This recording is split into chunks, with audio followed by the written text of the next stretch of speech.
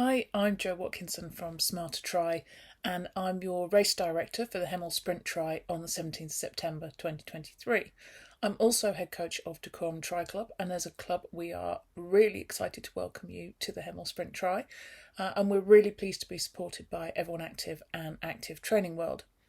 So, welcome to your online race briefing.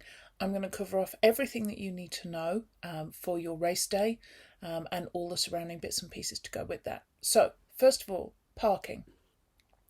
Parking is available at Everyone Active in Hemel, which is your base venue for the event, for your race. Please park either at the front, the left-hand side or the right-hand side of the centre. Please don't try and use the rear car park. That's going to be closed because that's where we're doing transition on race day, so you won't be able to get in there, you won't be able to park there. Please do feel free to bring along your supporters. We love it when you bring your supporters with you, and please encourage them to spread out around the course.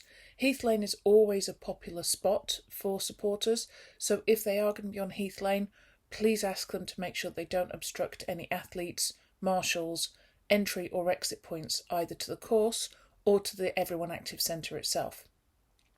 Safety of our competitors is our primary concern, so if any supporters are blocking any key points on the route or any athletes or marshals, we will very politely ask them to move along a little bit, and we'll ask them to move somewhere where they are not obstructing the course.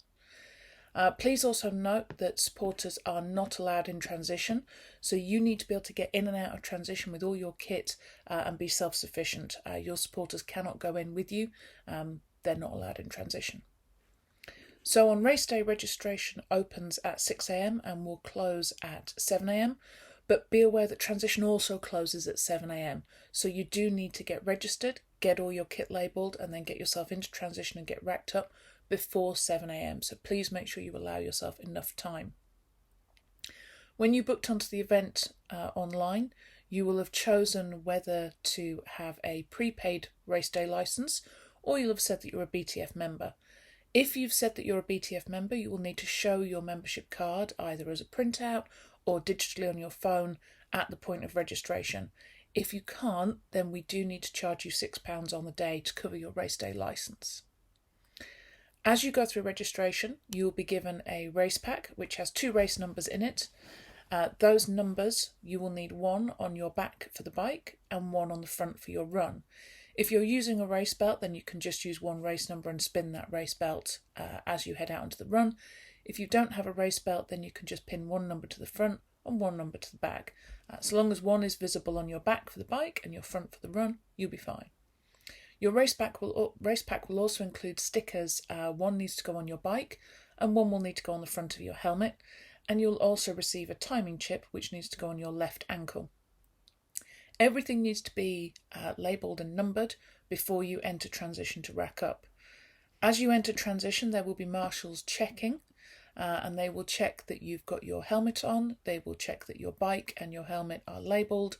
And they will do some basic checks on your bike, so they'll make sure that there are plugs in the end of your handlebars, for example. They may check that the brakes work. You can leave things in transition, but only to the size of a transition bag. So it's quite a small bag. We can't leave loads of stuff in transition. Please make sure that you don't leave any valuables in transition because we can't take any liability for those. If you have more stuff that you need to leave, there are lockers within Everyone Active and you can leave stuff in there.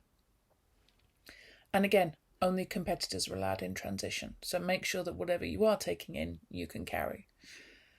You will then need to assemble in the sports hall at 7 a.m, where we will sort you into the swim order.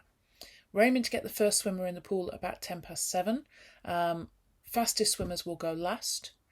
We're using the indoor pool and it will be a snake style swim. So you'll get in at some steps, a timer will set you off, and you will swim with the wall on your left hand side, and then you will touch the end of the lane and swim with the lane rope on your left hand side.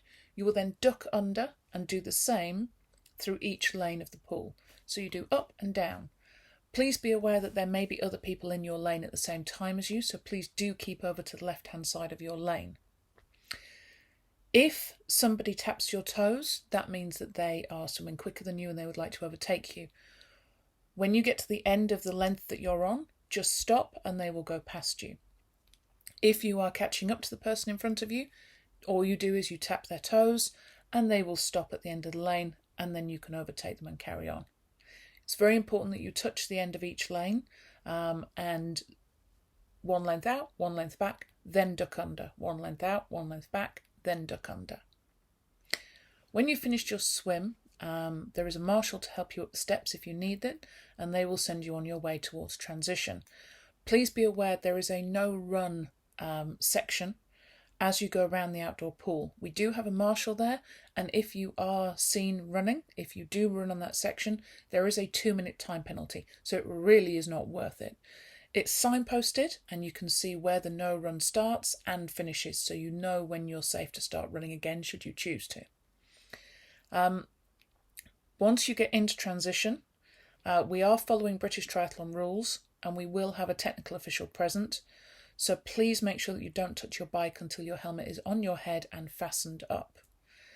The TO will be present throughout the race, so they'll be available before the race and then all the way through. You will be able to see them. They'll be wearing a grey t-shirt or jacket, and it will say technical official on the back. If at any point you have any questions, do please feel free to speak to them. If they approach you or speak to you for any reason, or if they ask you to do something, please comply to make sure that you remain within the British Triathlon rules. One of the key rules is no nudity, so at no point in transition can you have any nudity, and that includes your stomach. Now, it's a pool swim, so for the men, if you come out in a pair of swim shorts, fine, but when you get to transition, you need to put a t-shirt on as quickly as you can, please. As you get on your bike and you head out onto the course, you will run out of transition, and there is a mount-dismount line. There will be a marshal there, and there will be a large Decorum Tri Club flag, so you will be able to clearly see where the mount and dismount line is. You need to cross over the mount line before you get on your bike and start your ride. And on the way back into transition, you need to dismount before the dismount line, before you then run with your bike or walk with your bike back into transition. Once you're out on the bike course, there are marshals on all the key corners, and there are signs on all of the key corners on the course to show you the way. There's also route maps available in your athlete guide, which you'll be sent ahead of the event.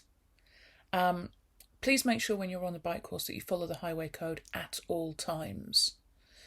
This is done under BTF rules, so there's no drafting allowed, which means that if you get to within 10 metres of the person in front, you need to overtake or drop back.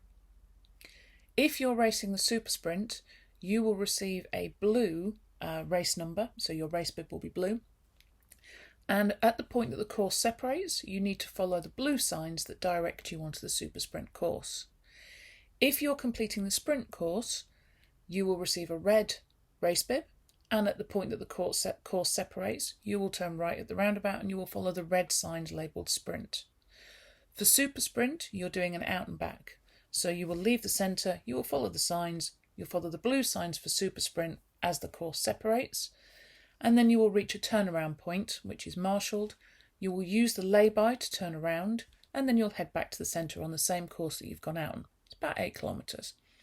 For the sprint course, you will follow the signage, you will turn right where the course separates, following the red sprint signs, and you'll then follow a lap. At the point that the course separates, the course signs are blue and red for sprint or super sprint.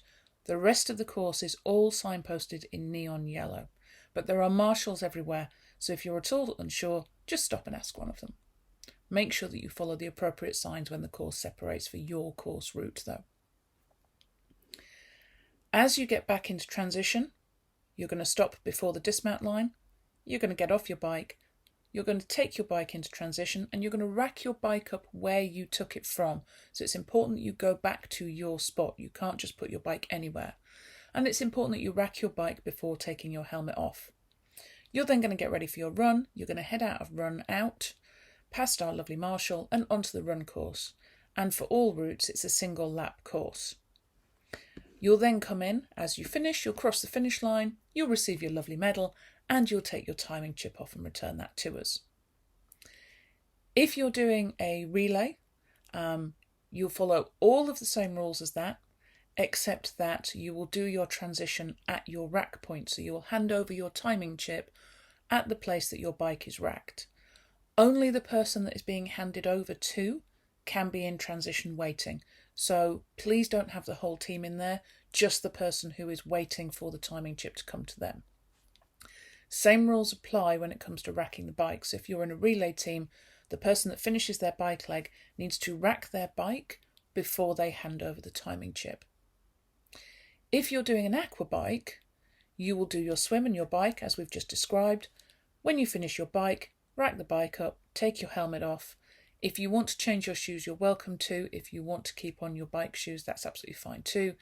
You will need to do about an 80-metre walk or jog or run just to take you out of transition and then through the finish funnel so that you can collect your medal and the appropriate level of glory.